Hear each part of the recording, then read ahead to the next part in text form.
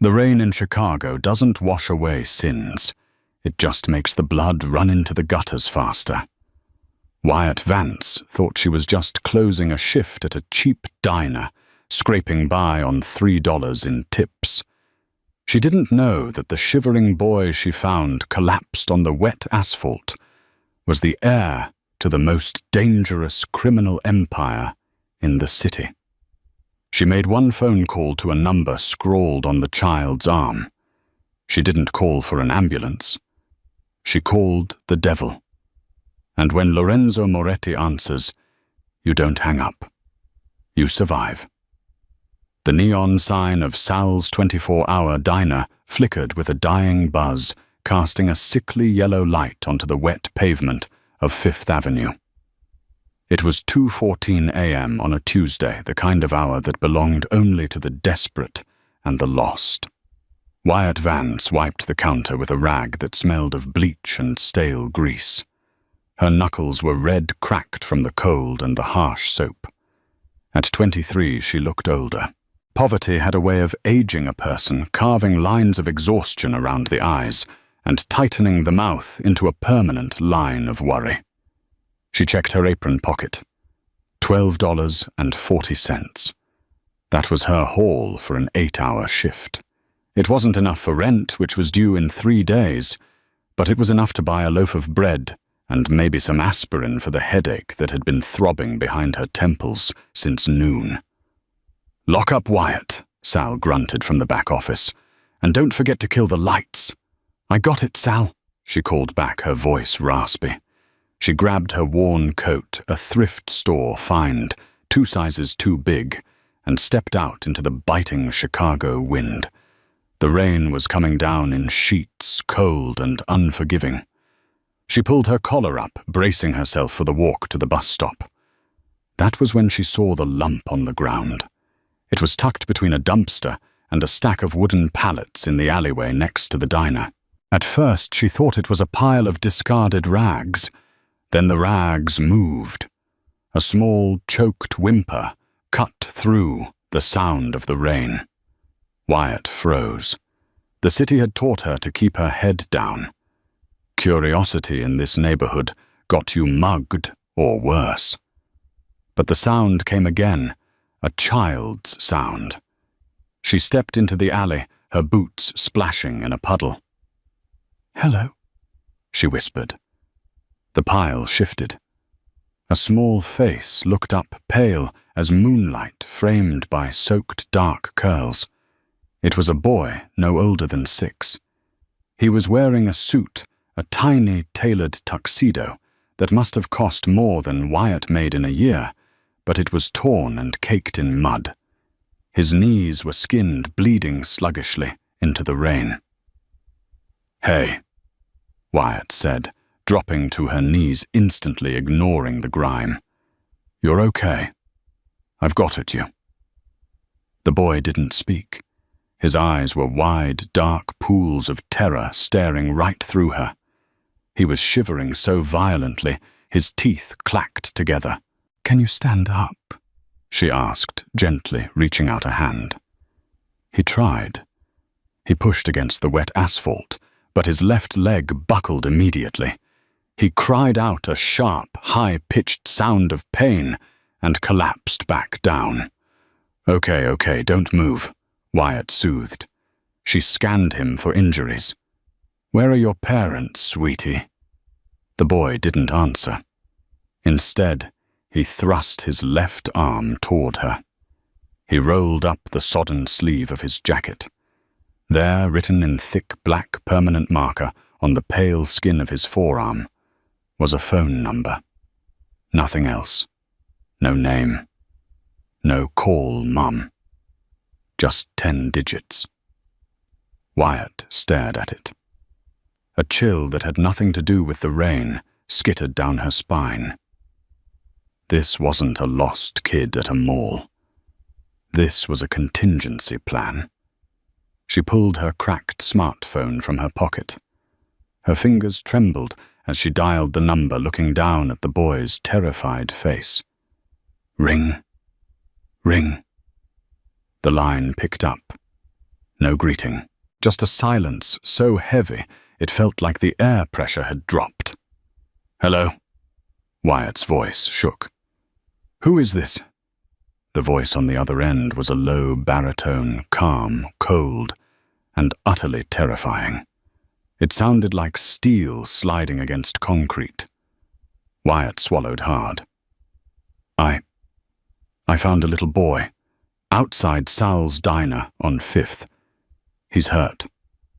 Silence. For 3 heartbeats there was nothing. "Describe him," the man commanded. Dark hair, maybe 6 years old. He's wearing a tuxedo. He has your number written on his arm." "Is he breathing?" "Yes, but he fell. He tried to stand up, but his leg, I think it's broken. He can't get up." "Stay exactly where you are," the voice said. It wasn't a request. "Do not hang up. Do not move. If he is not there when I arrive, or if he has a single scratch on him that wasn't there before, I will find you, and I will peel the skin from your bones." The line went dead. Wyatt stared at the phone, her heart hammering against her ribs like a trapped bird. "Peel the skin from your bones." It wasn't a figure of speech. She could tell. "Who are you?" she whispered to the boy. She pulled off her coat and wrapped it around him, pulling him into her lap to shield him from the rain. He buried his face in her cheap sweater, clutching the fabric with a desperate strength. They waited. 5 minutes passed, then 10.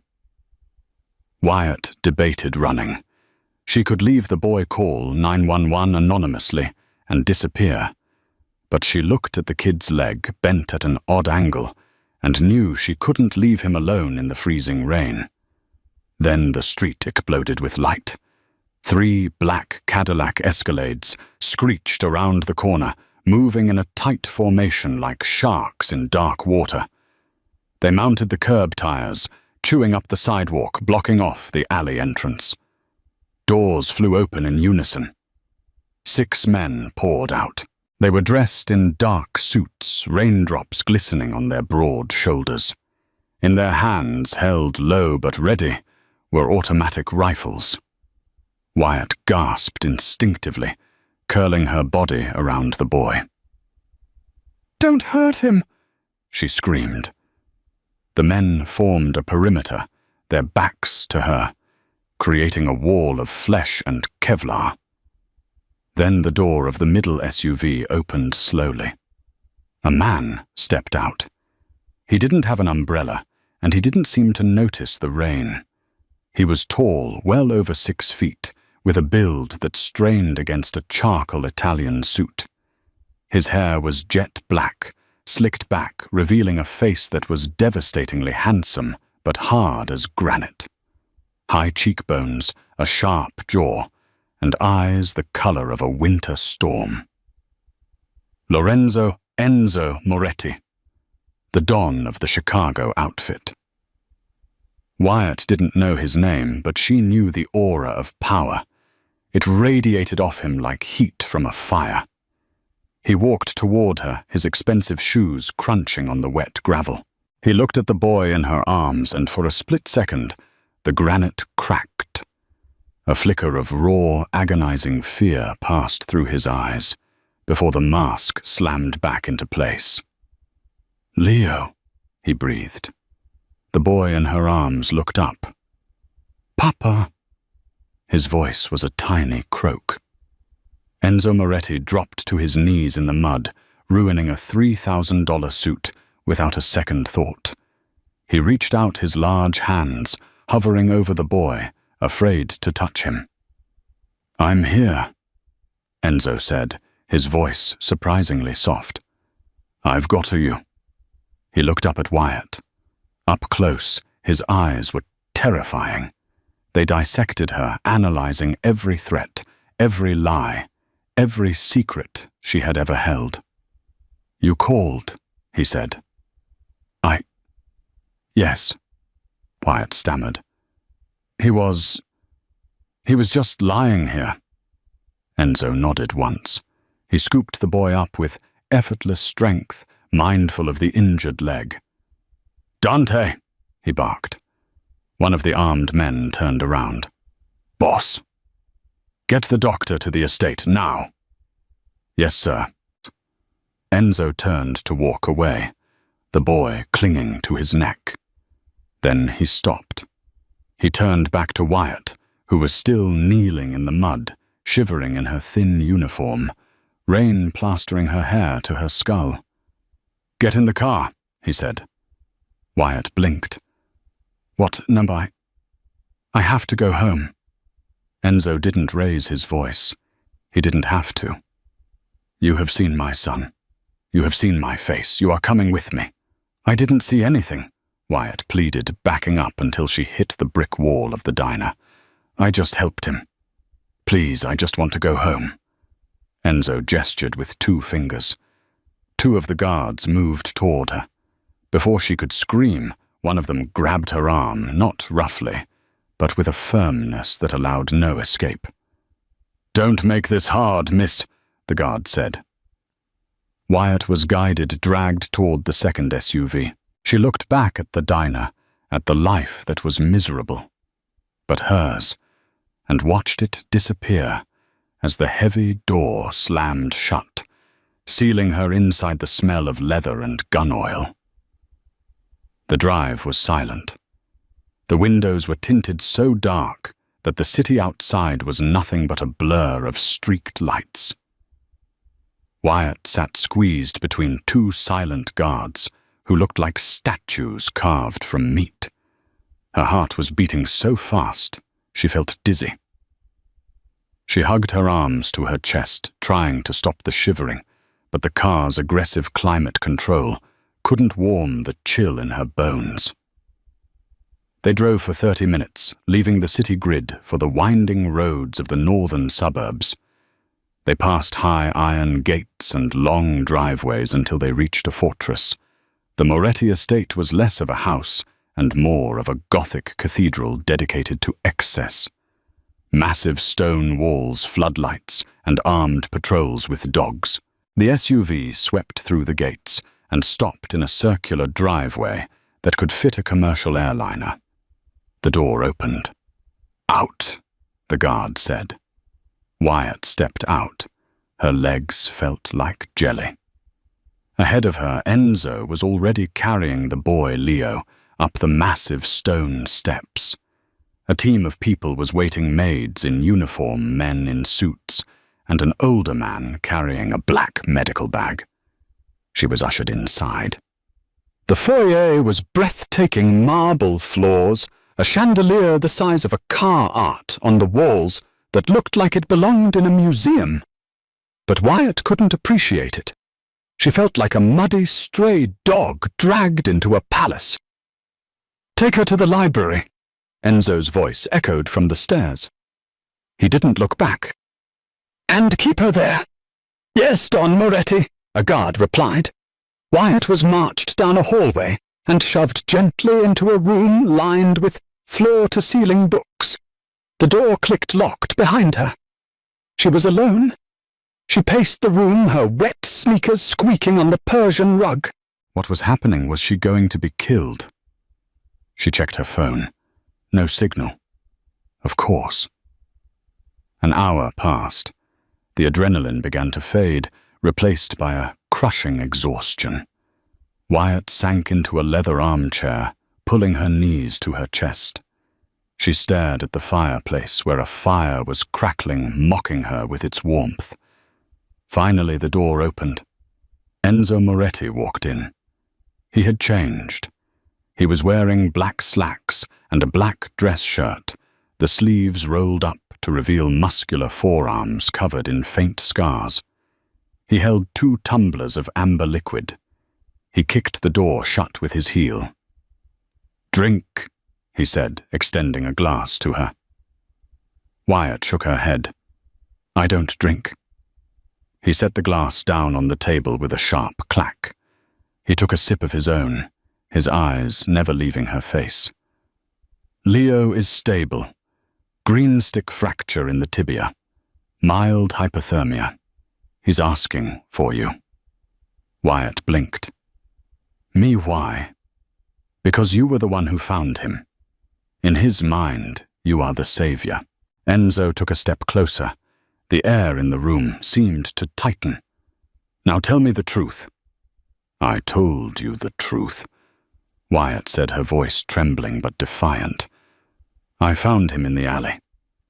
My son was taken from a secure location 3 hours ago, Enzo said, his voice dropping to a dangerous whisper.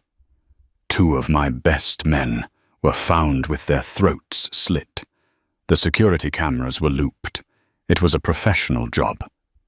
And yet, he ends up behind a diner in the slums, and a waitress just happens to find him. He slammed his glass down the liquid, splashing over the rim. Wyatt flinched. Who do you work for? He roared. Is it the Russians, the Triad, or is it my brother? I don't know what you're talking about, Wyatt cried, tears finally spilling over. I'm a waitress. I serve coffee and pie. Look at me. Do I look like a professional anything?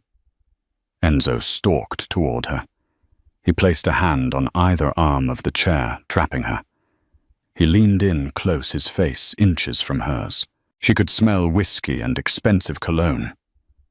People will do anything for money, he hissed. And you look like you need money.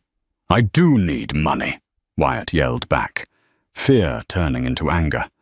I have $12 to my name, but I didn't kidnap your kid. I gave him my coat. I called you. Why would I call you if I kidnapped him? Enzo studied her. He looked at her dilated pupils, the genuine terror in her breath, the shabbiness of her clothes. He looked at her hands, rough, calloused, working hands, not the manicured hands of a spy or the steady hands of an assassin. He pushed off the chair and turned his back to her, running a hand through his hair. If you are lying, I will find out, and you will pray for death. I'm not lying, she whispered. A knock came at the door. Don Moretti. Enzo straightened up, composing himself instantly. Enter. The doctor stepped in, looking nervous. Sir, it's Leo. He's in a state. He refuses to sleep. He's screaming. We can't sedate him due to the concussion risk. He keeps asking for the lady with the coat. Enzo closed his eyes for a brief second, a look of immense fatigue crossing his face. He turned back to Wyatt. Get up, he ordered. Where are we going? Upstairs. You are going to calm my son down. And then can I go home? Enzo looked at her, his expression unreadable. We'll see. He led her up the grand staircase to the 3rd floor. They entered a bedroom that looked like a spaceship, toys everywhere, a bed shaped like a race car. Leo was sitting in the middle of the bed, his leg in a cast, his face red and blotchy from crying. A nurse was trying to approach him, but he was throwing pillows at her. Get away, Leo screamed. I want Lara! I want Lara! Wyatt stepped into the room. Leo! The boy stopped mid-scream, his eyes locked onto her. Lara! He reached out his arms. Wyatt looked at Enzo. He gave a curt nod. She walked over to the bed and sat on the edge. Leo immediately scrambled over and buried his face in her stomach, sobbing. You left, he accused, his voice muffled by her shirt. I didn't leave, Wyatt said, stroking his hair instinctively. I was just downstairs talking to your dad. Don't leave again, Leo sobbed. The bad men. They said they were going to hurt Papa. They put me in a van. It was dark.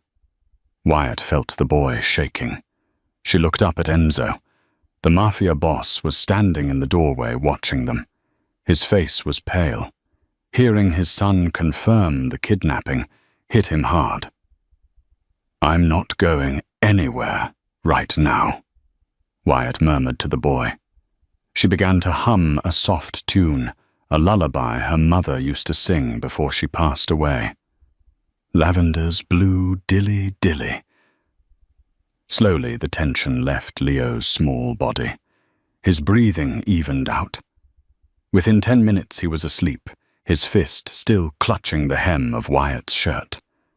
Wyatt tried to gently pry his fingers loose, but he whimpered in his sleep and tightened his grip.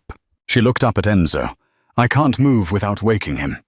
Enzo stared at the scene. A strange emotion flickered in his eyes, something between gratitude and suspicion. He walked into the room and pulled a chair next to the bed. "Then you stay," he said quietly. "For how long?" Enzo looked at his sleeping son, then at the bruised, exhausted waitress who had saved his life. "Until I say, you can leave," he replied. "You are in the lion's den now, Wyatt. And until I find out who took him, nobody leaves."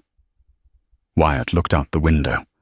The rain was still falling, washing the world clean, but inside this house the dirt was just beginning to surface. She was a prisoner in a gilded car, guarding the cub of the most dangerous predator in the city. And the worst part was looking at the sleeping boy she knew she wouldn't have left even if the door was wide open. Sunlight didn't gently wake Wyatt. It assaulted her. It streamed through the floor-to-ceiling windows of Leo's room, blindingly bright. She jerked awake, her neck stiff from sleeping in the armchair. The bed was empty. Panic, cold and sharp, spiked in her chest. She scrambled up. "Leo, I'm here." The small voice came from the corner. Leo was sitting on the floor, surrounded by a fortress of Legos. He was still in his pajamas, his casted leg stretched out awkwardly. He looked at her with big, solemn eyes. "You snore." Wyatt let out a breath she didn't know she was holding. She ran a hand through her messy hair. "I do not snore. I purr, like a cat." A tiny tentative smile touched the corner of the boy's mouth. It was the first time she'd seen him smile. It transformed his face, making him look like a child instead of a traumatized victim. The door opened, and the atmosphere in the room instantly dropped 10 degrees. A woman in a severe grey suit walked in. She had hair pulled back so tight it looked painful, and eyes that could spot a dust mite from a mile away. This was Elena, the head housekeeper. "Mr. Moretti requests your presence in the study," Elena said, her nose wrinkling slightly as she looked at Wyatt's rumpled diner uniform. "Now." "I need to brush my teeth," Wyatt said, feeling self-conscious. "There is a guest bathroom down the hall. You have 5 minutes." Wyatt looked at Leo. "I'll be right back, okay? Build me a tower." Leo nodded, but his eyes followed her anxiously as she left. Wyatt washed her face with cold water in a bathroom that was bigger than her entire apartment. She looked in the mirror. Dark circles under her eyes, a grease stain on her collar. She looked exactly what she was, a waitress who didn't belong. She was led downstairs to a heavy oak door. Elena knocked once, then opened it. The study smelled of old paper tobacco and power. Enzo Moretti sat behind a massive mahogany desk. He wasn't wearing a jacket today, just a white dress shirt unbuttoned at the collar. He looked tired, but his gaze was as sharp as a laser. "Sit," he said, not looking up from a file he was reading. Wyatt sat in the velvet chair opposite him. She clasped her hands to stop them from shaking. Enzo flipped a page. Wyatt Vance, born in Ohio. Mother deceased. Father, unknown. High school dropout. You work at Sal's Diner for minimum wage plus tips. You live in a studio apartment in the Garfield Park neighborhood. You are 2 months behind on rent. He looked up, closing the file. And you have a reckless driving charge from 3 years ago. It was a parking ticket I forgot to pay. Wyatt defended herself, cheeks flushing. "And how do you know all that?" "I know everything," Enzo said flatly. "I have to know who is sleeping in the same room as my son." "I didn't ask to sleep there," Wyatt snapped. "You forced me." Enzo leaned back, steepling his fingers. "The men who took Leo, they were professionals. They knew his schedule. They knew the security blind spots. That means someone on the inside sold him out." Wyatt went cold. "And you think it's me?" "No," Enzo said, surprising her. "If you were part of the plan, you wouldn't have called me. You would have ransomed him. Or killed him." He stood up and walked to the window, looking out at the sprawling grounds. "But you are a loose end. You saw my face. You saw the men. You saw the guns." "I won't tell anyone," Wyatt promised. "I just want to go home. I have a shift at 4 p.m. Sal will fire me if I don't show up." Enzo turned slowly. A dark amusement danced in his eyes. "You are worried about your job at a diner?" "Miss Vance, do you realize you are standing in the home of the head of the Moretti crime family?" "I realize that if I lose my job, I get evicted," Wyatt said, her voice steady, despite her fear. "Rich people don't get it. A missed shift means no electricity next week, so unless you're going to shoot me, I need to go to work." Enzo stared at her. He was used to women who wanted his money, his power, or his body. He was used to men who cowered in fear. He was not used to a girl in a stained apron demanding to leave so she could go serve burnt coffee. He reached into his desk drawer and pulled out a stack of cash. It was wrapped in a paper band. $10,000. He tossed it onto the desk. "That covers your rent for the next year, and your tips." Wyatt stared at the money. It was more than she had ever seen in one place. It could fix everything. Her debt, her broken heater, her empty fridge. "I don't want your money," she whispered. Enzo raised an eyebrow. "Everyone wants money." "Not blood money," she said. She stood up. "I helped Leo because he was a hurt little boy, not because I wanted a payout." For a long moment, silence stretched between them. Enzo walked around the desk, stopping inches from her. He towered over her, his presence overwhelming. "You are a fool, Wyatt Vance," he murmured. "A brave, stupid fool." Suddenly the door burst open. Dante, the head of security, rushed in. He looked pale.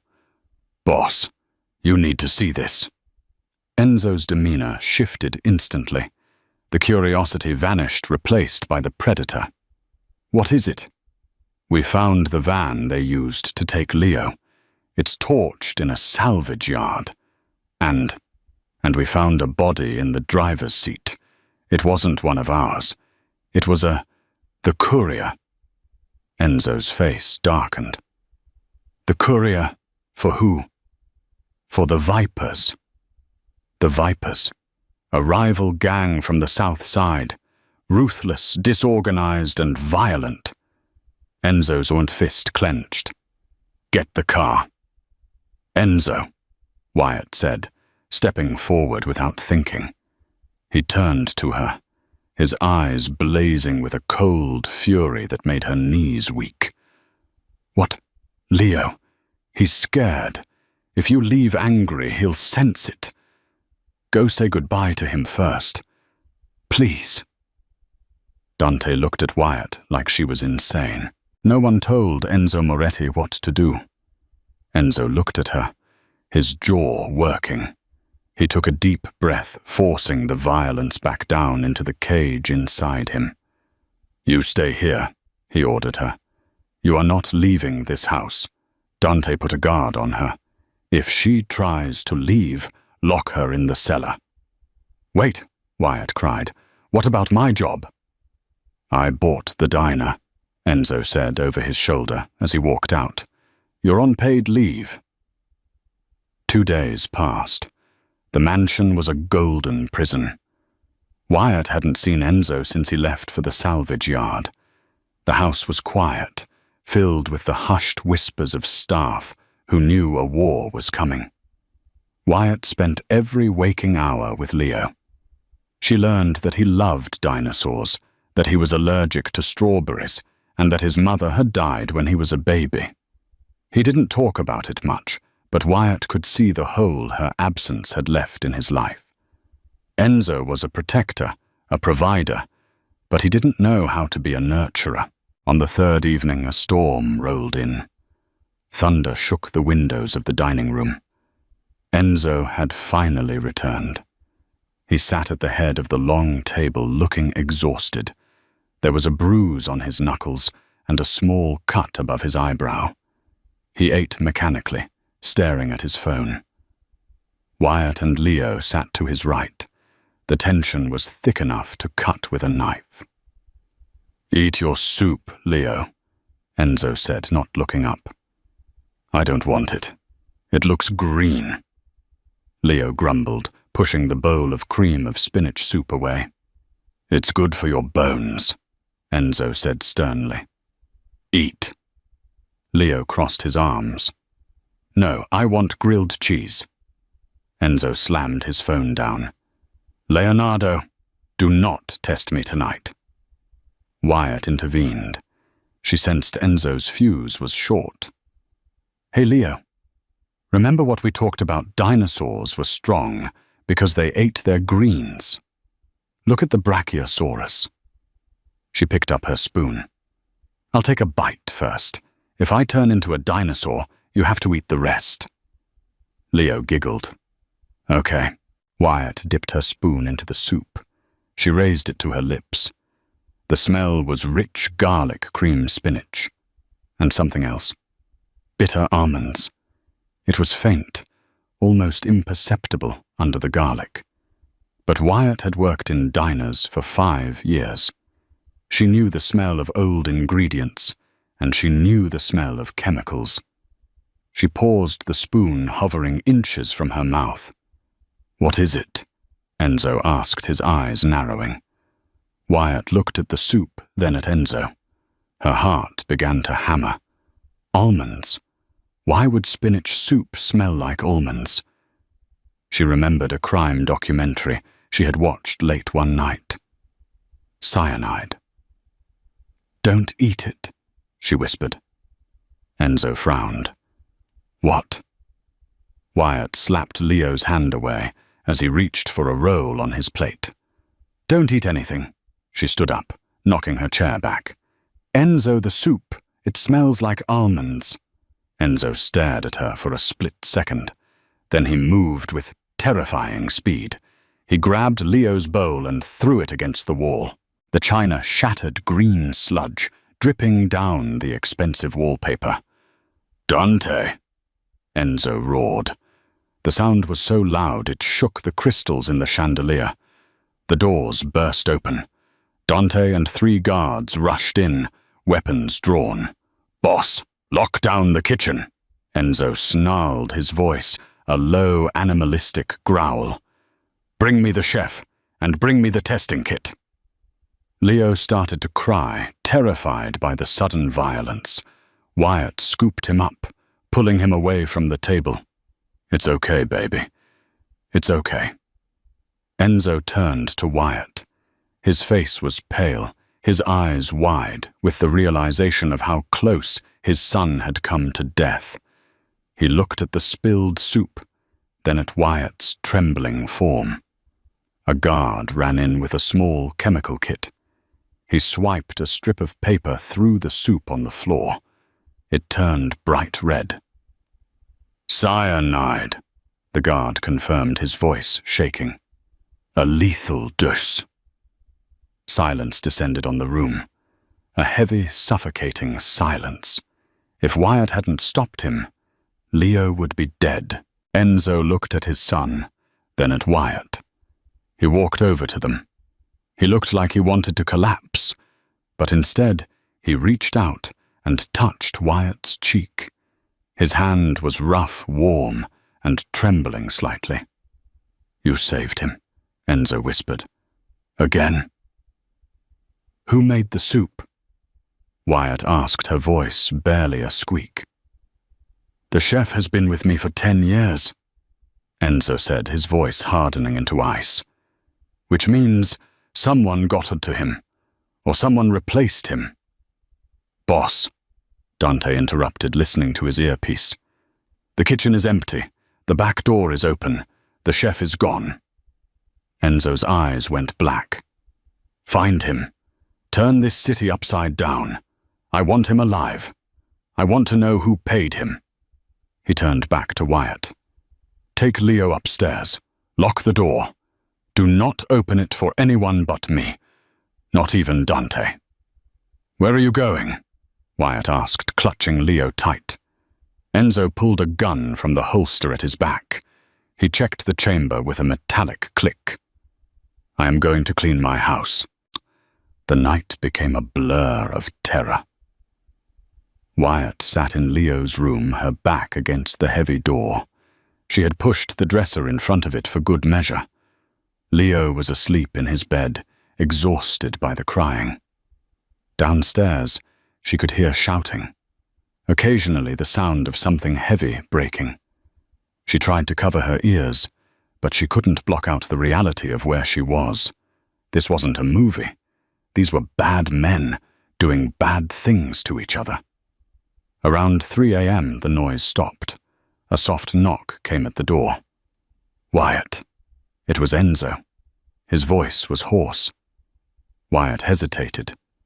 She moved the dresser slowly, wincing at the scraping sound. She unlocked the door and opened it a crack. Enzo stood in the hallway. He had discarded his shirt.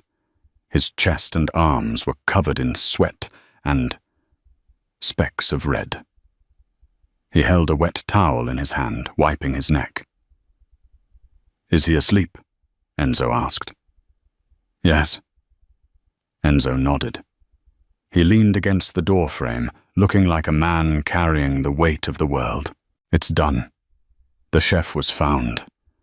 He talked before he expired." Wyatt didn't ask what expired meant. She didn't want to know. "Who was it?" "My brother," Enzo said. The words came out heavy like stones. "Luca, he wants the throne. He thought if he killed Leo, I would be too broken to lead." "Your own brother," Wyatt breathed. The betrayal twisted in her stomach. "In this life, blood means nothing," Enzo said bitterly. "Loyalty is rare. Rarer than diamonds." He looked at her then. Really looked at her. In the dim light of the hallway, the harsh lines of his face softened. "You are not of this world, Wyatt. You are soft. You are kind. You have no armor."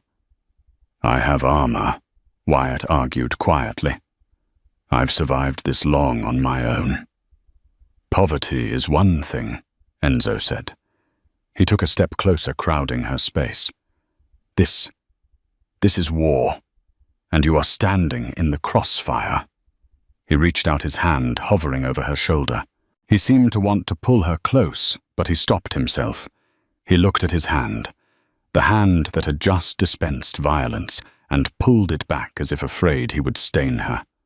"I have to send you away," Enzo said. "It's not safe here. Luca knows you're the one who saved Leo. You're a target now." "So you're kicking me out?" Wyatt felt a strange pang of hurt. "I am sending you to a safe house in Switzerland. You will have a new name, money. You can start over. Go to college. Be safe." "And Leo?" Wyatt asked. "What about him? He won't eat without me. He trusts me."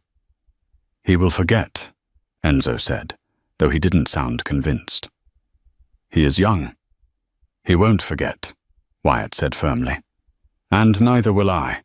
I'm not running, Enzo. I'm not a coward." Enzo stared at her, his eyes searching hers.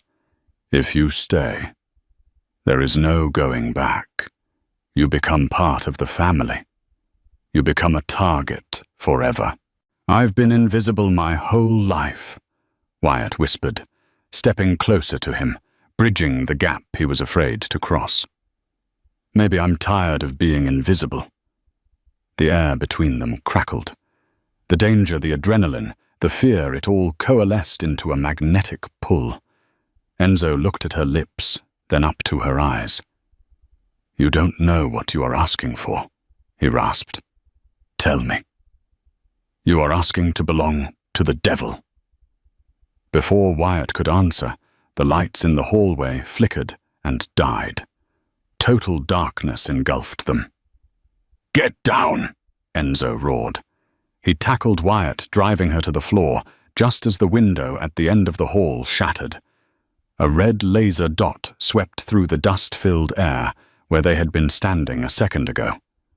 Thwip, thwip. Silenced bullets chewed into the plaster of the wall.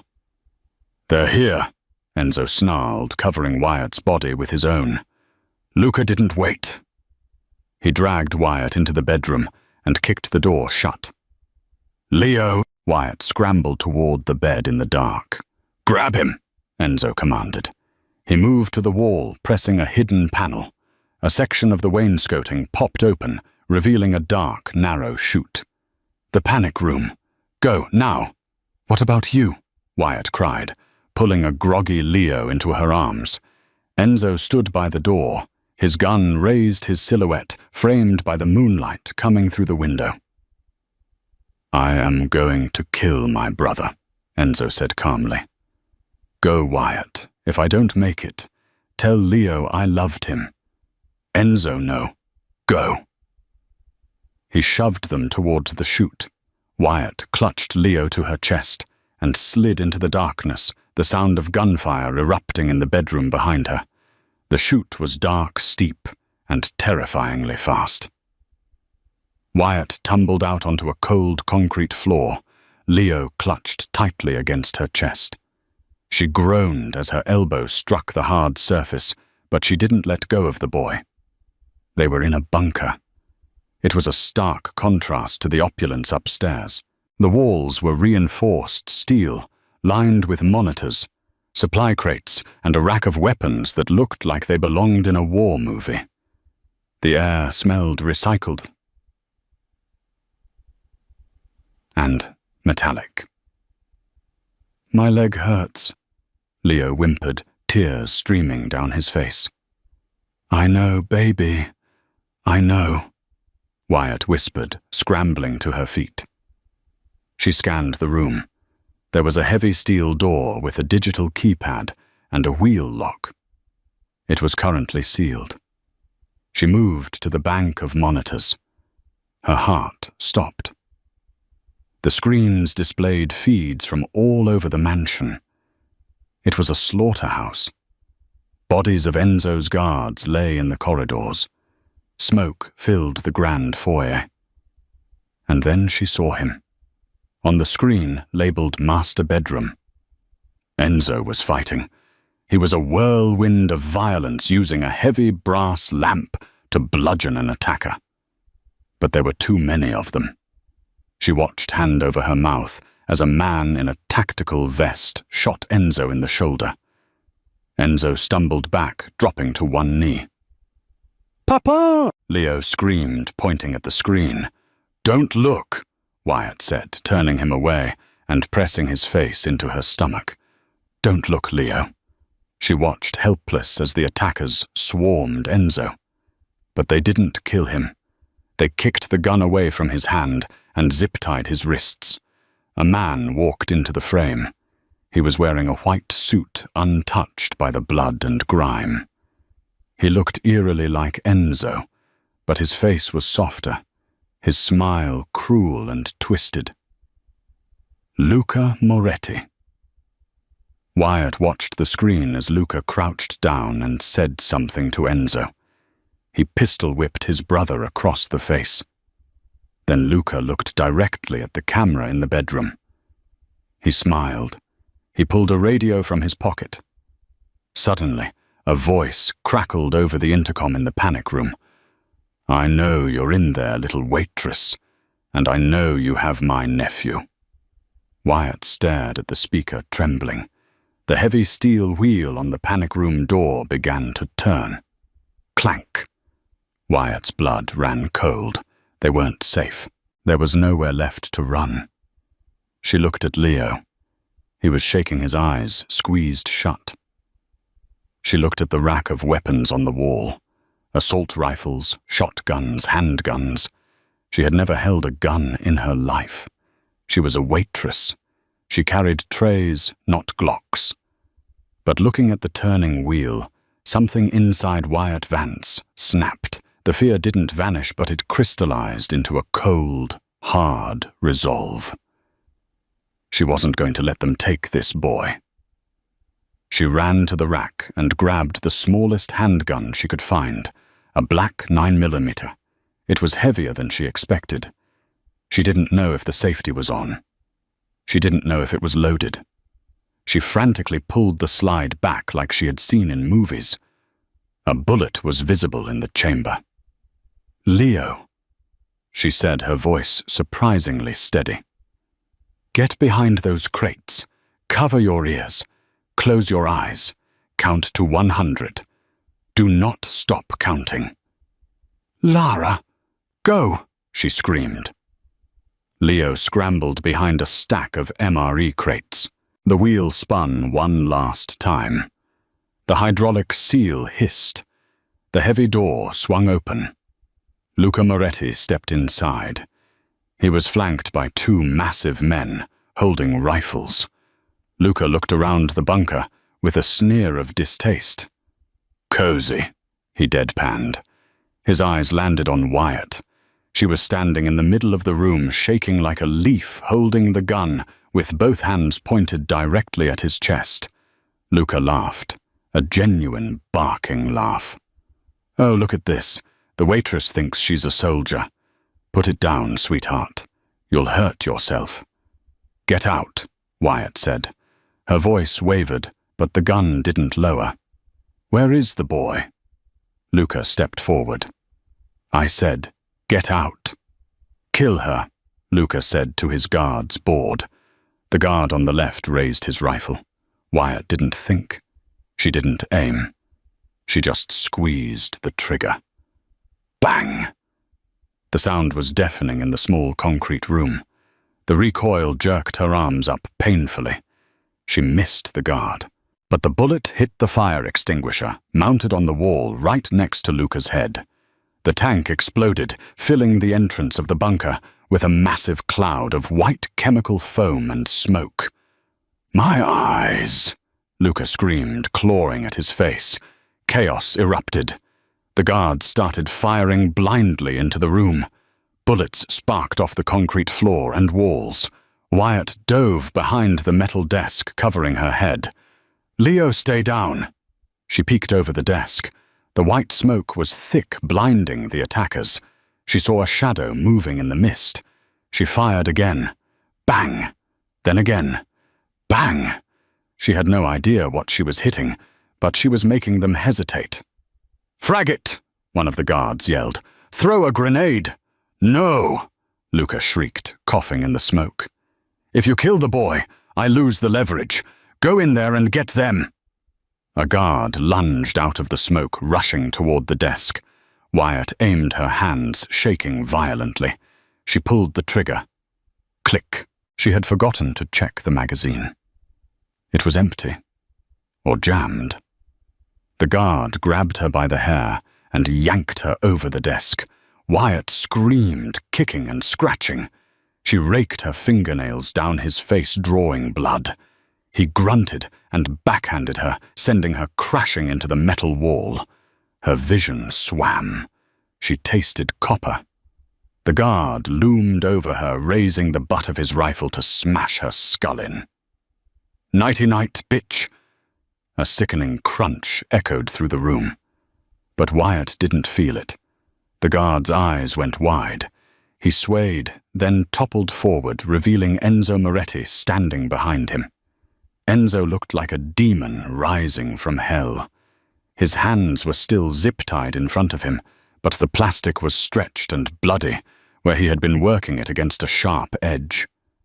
He held a heavy wrench in his bound hands. His shirt was soaked in blood from the gunshot wound in his shoulder.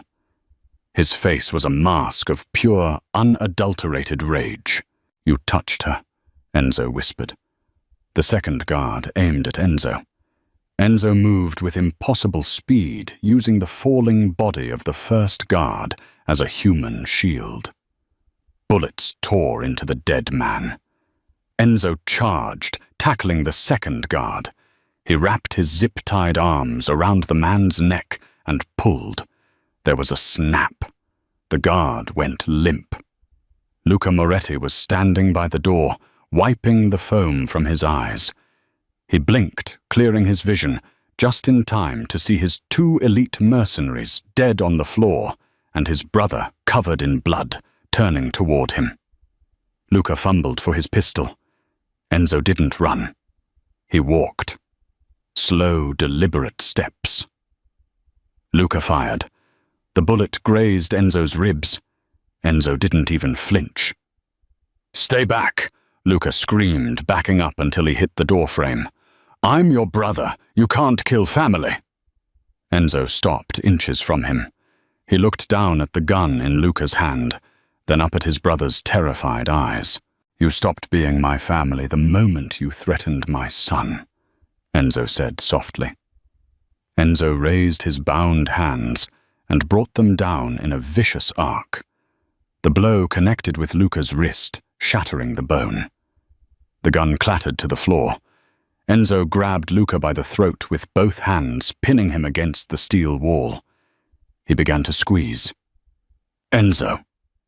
Wyatt's voice cut through the haze of red fury. Enzo froze. He didn't look away from Luca, whose face was turning purple, but he paused. "Leo is watching," Wyatt whispered. Enzo's eyes darted to the corner. Leo was peeking out from behind the crates, eyes wide with horror. Enzo looked back at Luca. He released his grip. Luca slid to the floor, gasping for air, clutching his throat. "You're right," Enzo said. He turned his back on his brother. "Dante!" Dante appeared in the doorway, bloodied but alive, leading a second wave of loyal Moretti soldiers who had finally retaken the house. "Take him!" Enzo ordered, pointing at the gasping Luca. "Take him to the warehouse. I will deal with him later, when my son isn't watching." Dante nodded grimly. 2 men dragged the sobbing Luca away. Enzo stood in the center of the room, swaying slightly. The adrenaline was fading, and the blood loss was catching up to him. He looked at Wyatt. She was bruised, bleeding from the lip hair, matted with sweat. She looked beautiful. He took a step toward her, then his knees buckled. "Enzo!" Wyatt lunged forward, catching him before he hit the ground. They collapsed together on the cold concrete. "You," Enzo rasped, his head resting on her lap. "You shot the fire extinguisher. Clever." "I was aiming for his head." Wyatt admitted tears mixing with the blood on her face. Enzo let out a weak chuckle that turned into a cough. "Remind me, never to make you angry." His eyes rolled back and he went limp in her arms. "Medic!" Wyatt screamed, her voice echoing off the steel walls. "We need a medic." The beep of the heart monitor was the steady rhythm of Wyatt's new life. It had been 3 days. Enzo was out of the ICU, moved to a private recovery suite in the east wing of the mansion. The bullet had missed his lung by an inch. He was lucky. Or as Dante put it, he was too stubborn to die. Wyatt sat by the window watching the gardeners repair the damage to the lawn. She was wearing a silk dress that cost more than her car. It felt strange against her skin. "Stop thinking so loud," a raspy voice said from the bed. Wyatt turned. Enzo was awake. He looked pale against the white pillows, his shoulder heavily bandaged, but his eyes were clear. "I wasn't thinking," Wyatt said, walking over to the bed. "I was worrying." "Luca is handled," Enzo said darkly. "The organization is secure. The threat is gone." "I know." "Then what is it?" Wyatt looked down at her hands. "The social worker came by while you were asleep. She asked about the incident. Your lawyers handled it, of course. They said it was a home invasion robbery. They paid everyone off." "That is how the world works, Wyatt." "It's not how my world works," she said softly. "In my world, people go to jail. In my world, we don't have panic rooms and shootouts." Enzo reached out with his good hand. Wyatt hesitated, then placed her hand in his. His grip was strong. "The plane to Switzerland is fueled," Enzo said quietly. "The passport is ready. The name is Elena Rossi. There is an account with $5 million in Zurich. You can leave right now. You can have the normal life you want. You can find a nice man who is an accountant or a dentist. You can be safe." Wyatt looked at him. She thought about the diner, the grease, the rude customers, the loneliness of her empty apartment. Then she thought about the last 3 days, sitting by Enzo's bed, reading to Leo until he fell asleep. The way the staff looked at her now, not with disdain, but with respect. She had fought for this family. She had bled for it. "Is that what you want?" she asked. "Do you want me to go?" Enzo looked away, staring at the ceiling. For the first time, the great Mafia Don looked vulnerable. "I want you to be safe. I am not safe. I am death, Wyatt. I destroy everything I touch." "You didn't destroy Leo," she argued. "You saved him." "You saved him," Enzo corrected. "You saved both of us." "Where is Leo?" "He is in the screening room watching Jurassic Park." Wyatt smiled. She squeezed Enzo's hand. "If I go to Switzerland, who is going to make him eat his spinach?" Enzo looked back at her. Hope flared in his eyes, raw and unguarded. "We could hire a nanny." "He doesn't want a nanny," Wyatt said. She leaned down, her face inches from his. "And I don't want a dentist." "Wyatt," Enzo warned, his voice low. "If you stay, there is no exit. You are mine. Today, tomorrow, until the day I die. You will wear my ring. You will bear my name. And everyone who looks at you will know that to touch you is to declare war on the Moretti family." "I know," she whispered. "Say it," he commanded. "Say you understand." "I understand. I'm not leaving, Enzo. I'm home." Enzo let out a ragged breath. He pulled her down, his hand tangling in her hair. He kissed her. It wasn't gentle. It was possessive, desperate, and searing. It tasted of pain and promise.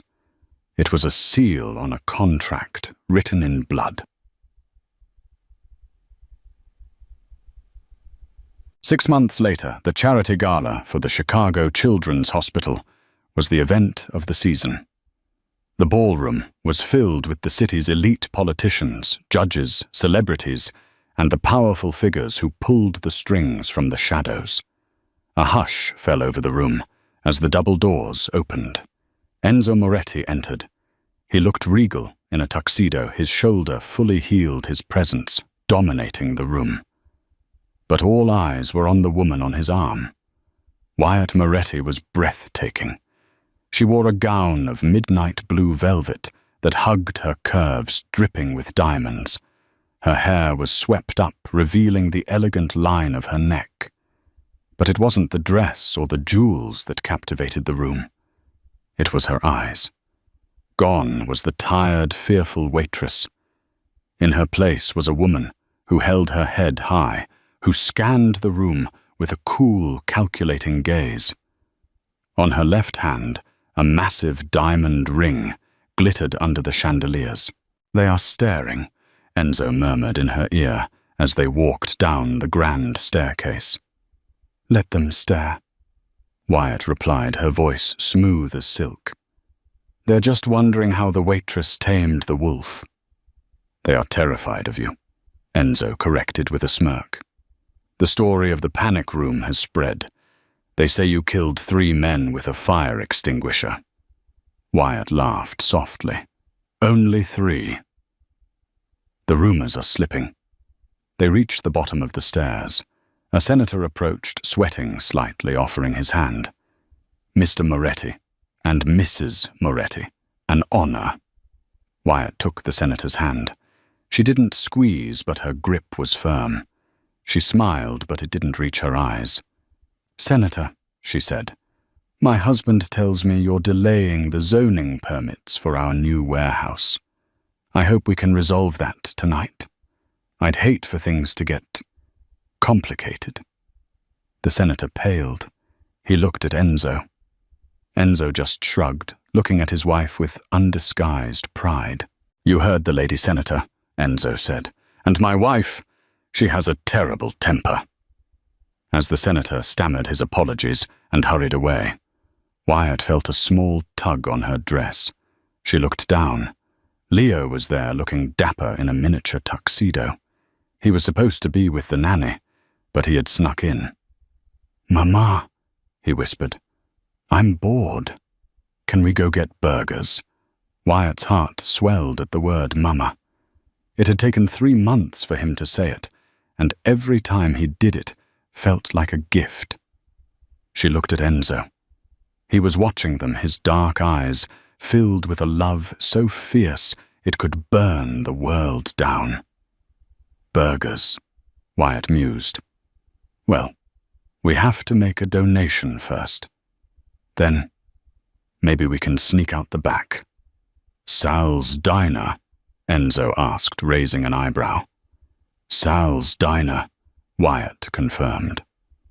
Enzo Moretti, the King of Chicago, took his wife's hand and his son's hand. Lead the way, my queen. They walked through the crowd, parting the sea of elites like royalty. Wyatt didn't look back at the life she had left behind.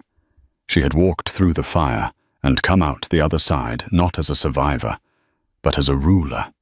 She had called the devil for help, and in the end, she hadn't just survived him.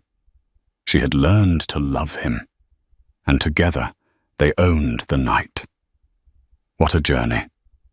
From a lonely diner shift in the rain to the throne of the Chicago underworld. Wyatt Vance proved that sometimes the person who saves you isn't a knight in shining armor, but the monster everyone else fears. If you enjoyed Wyatt and Enzo's intense saga, please smash that like button, subscribe, and hit the bell icon so you never miss the next dramatic story. Thanks for watching.